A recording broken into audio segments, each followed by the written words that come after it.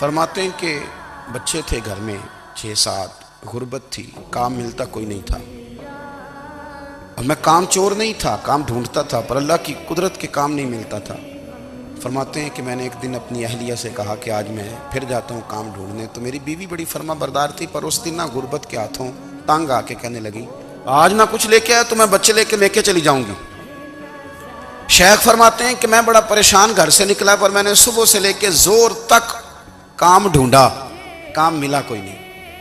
تو میرے دل میں خیال آیا چلو کام نہیں ملتا تو اللہ تو کرے نا, چلو بندوں کی مزدوری نہیں ملتی تو رب کریم کی عبادت ہی کرتے ہیں. فرماتے ہیں کہ میں نے نا فرات کے پانی سے وضو کیا, نہر کے, شدید دھوپ تھی, ساتھ ریت تھی اور ریت تپ رہی تھی. میں نے اپنا رومال وہیں مصلی کے طور پر بچھا لیا, اور فرماتے ہیں کہ زور سے لے کر عصر تک نماز پڑھی, دھوپ بھی پورے زور پہ, پر میرے سجدے کا ذوق بھی پورے زور پہ. میں سجدہ کروں تو پھر میرا اٹھانے کو جی نہ چاہے. فرماتے ہیں کہ عصر تک میں نے نفل پڑھے اور میں وہاں سے چلا. اب میں جب نکلنے لگا تو دل میں خیال آیا کہ چھوٹی چھوٹی دیواریں ہیں گھر کی, بغیر کچھ لیے جاؤں گا تو بیوی دور سے دیکھے گی تو شور کرے گی کہ پھر خالی ہاتھ آ گیا ہے. کہتے میں نے اپنے اسی رومال میں جس پہ میں نے نماز پڑھی تھی نا, رومال میں, کہتے ہیں اسی میں نا میں نے کچھ ریت بھر لی کہ وہ دور سے دیکھے گی تو سمجھے گی کچھ لے کے آیا ہے. چلو جا کے اسے بتا دوں گا کہ آج پھر مزدوری نہیں ملی.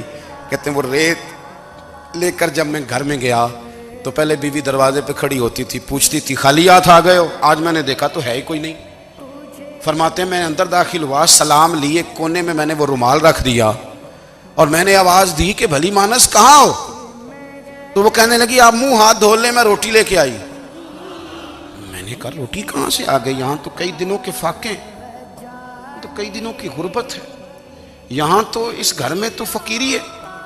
فرماتے ہیں کہ وہ روٹی لے کے آئی اور اس وقت کی جو موجودہ نعمتیں تھیں, سمجھ لیں سلاد, اچار, ہر چیز ساتھ لائی. میں نے کہا کہ بچے کہاں گئے؟ کہنے لگی وہ کھانا کھا کے کھیلنے گئے, آپ کھانا کھا لیں آ جاتے ہیں. کھانا اس نے چن دیا. میں نے حیرت انگیز لہجے میں ساری نعمتیں اپنے دسترخوان پہ دیکھ کر کے بیوی سے پوچھا یہ کہاں سے آیا کھانا؟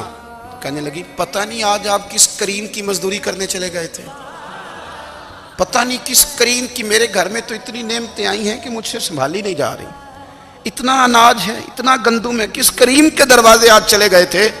یہ کہتے کہتے وہ اٹھی اور اٹھ کر کے کہنے لگی پہلے بڑا کچھ آیا تھا, اب کیا لے آئے ہو؟ اور جا کر کے نا اس نے وہ ریت والا رومال کھولا.